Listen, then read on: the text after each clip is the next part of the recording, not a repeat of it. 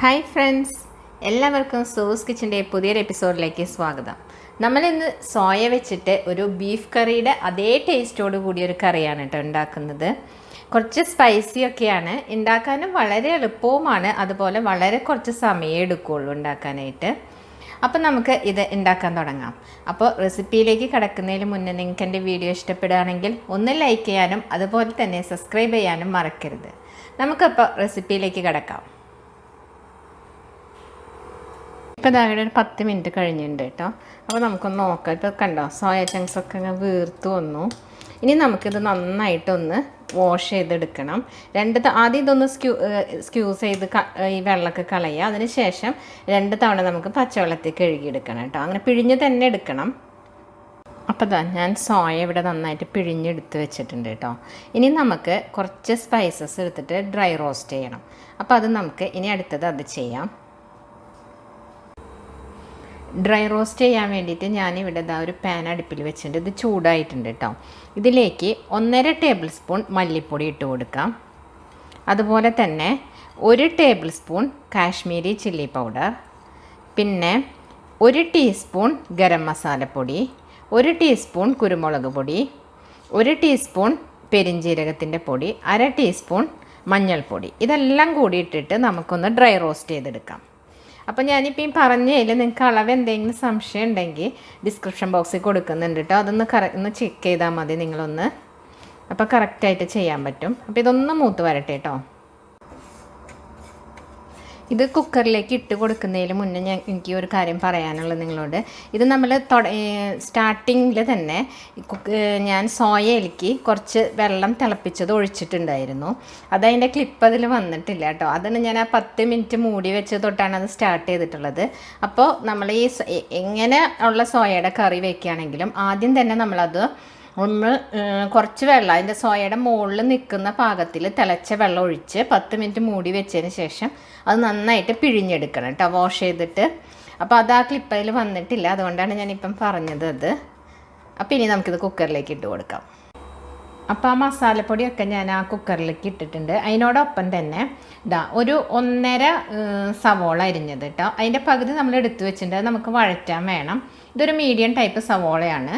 അതുപോലെ ഒരു ചെറിയ തക്കാളി.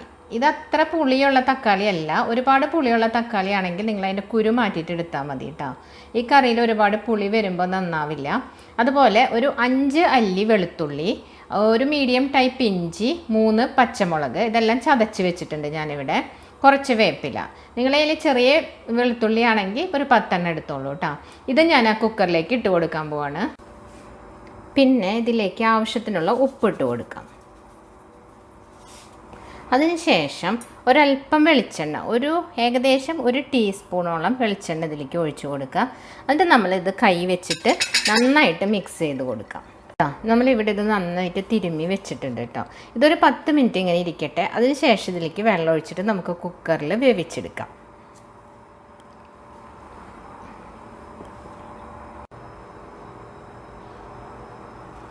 ഇപ്പോൾ 10 മിനിറ്റ് ഇവിടെ കഴിഞ്ഞിട്ടുണ്ട് കേട്ടോ.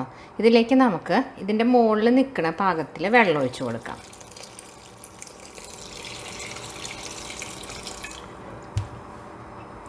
എന്നിട്ട് നന്നായിട്ട് മിക്സ് ചെയ്ത് കൊടുക്കാം.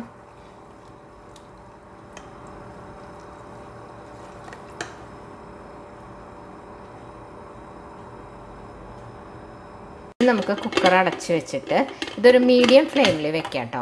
എന്നിട്ട് ഒരു 3 വിസിൽ കേൾക്കുന്ന വരയ്ക്കും നമുക്ക് ഇവിടെ നമ്മളെ കുക്കറിലെ സോയാബീൻ 3 വിസിലടിച്ച് കഴിഞ്ഞപ്പോൾ ഞാൻ ഓഫ് ചെയ്ത് വെച്ചിട്ടുണ്ട് കേട്ടോ. ഇനി ഒരു സോസ് പാനിൽ കുറച്ച് വെളിച്ചെണ്ണ ഒഴിച്ചിട്ട് അതിലേക്ക് കുറച്ച് വറ്റൽമുളക് ഇട്ട് കൊടുക്കാം. വരുമ്പോൾ ഒരല്പം ഒരു 1/4 ടീസ്പൂൺ ഉലുവ.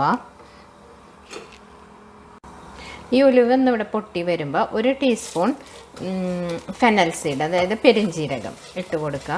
അതൊന്ന് മൂത്ത് വരുമ്പോൾ നമുക്ക് കുറച്ച് സവോള ചേർത്ത് കൊടുക്കാം കേട്ടോ. ജീരകം ഇവിടെ മൂത്ത് വന്നിട്ടുണ്ട്. ഈ സമയത്ത് നമുക്കൊരു സവോളയുടെ പകുതി അരിഞ്ഞത് ഇട്ട് കൊടുക്കാം. നേരത്തെ നമ്മൾ കറിയിലേക്ക് 1.5 സവോളയാണ് എടുത്തത്. അതിൻ്റെ ബാക്കിയുള്ള പകുതി സവോളയാണ് ഞാൻ ഇതിലേക്ക് ഇട്ടിട്ടുള്ളത് കേട്ടോ. അപ്പോൾ നമുക്ക് ടോട്ടൽ 2 സവോളയാണ് ഇതിലേക്ക് ഉപയോഗിക്കുന്നത്. ഈ സവോളയിലേക്ക് നമുക്ക് കുറച്ച് വേപ്പില ഇട്ട് കൊടുക്കാം. ഇതെല്ലാം കൂടി ഒന്ന് മൂത്ത് വരട്ടെ കേട്ടോ. നമ്മൾ സവോള ഇവിടെ ഒരുവിധം മൂപ്പായി വന്നിട്ടുണ്ട് കേട്ടോ. ഒരുപാട് മൂക്കേണ്ട ആവശ്യമില്ല. അതിലേക്ക് 1 ടീസ്പൂൺ കാശ്മീരി ചില്ലി പൗഡർ ഇട്ട് കൊടുക്കാം. അതോടൊപ്പം തന്നെ ഒരു 1/2 ടീസ്പൂൺ മഞ്ഞൾപ്പൊടി ഇട്ട് കൊടുക്കാം. അതുപോലെ 1 ടീസ്പൂൺ ഗരം മസാലപ്പൊടി ഇട്ട് കൊടുക്കാം. നന്നായി മൂത്ത് വന്നിട്ടുണ്ട് കേട്ടോ. ഈ സമയത്ത് നമുക്ക് കുക്കറിൽ നമ്മൾ വേവിച്ച സോയാബീൻ ഉണ്ടല്ലോ, അതിലേക്ക് ഇട്ട് കൊടുക്കാം കേട്ടോ.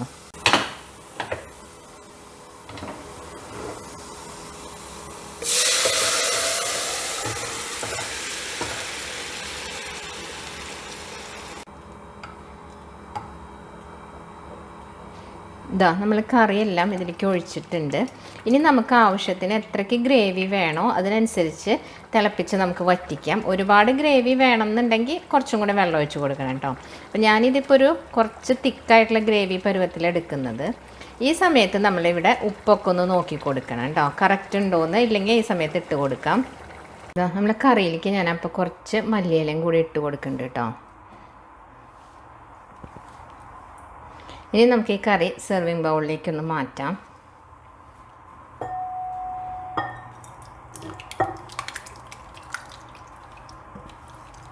അപ്പോൾ ഇത് ഉണ്ടാക്കാനും വളരെ എളുപ്പമല്ലേ, കുറച്ച് സമയം എടുത്തിട്ടുള്ളൂ.